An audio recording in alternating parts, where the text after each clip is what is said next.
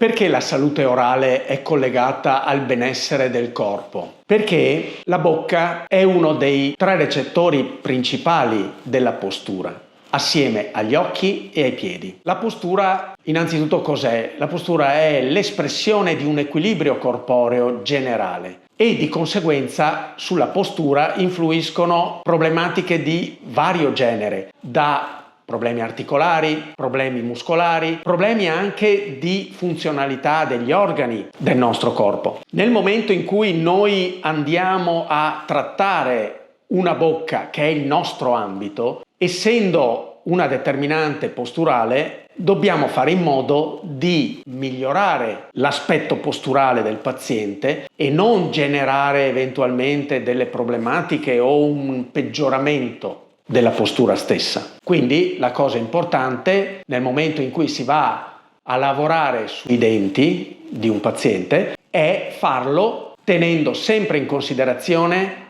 l'impatto che poi questo lavoro avrà sulla postura.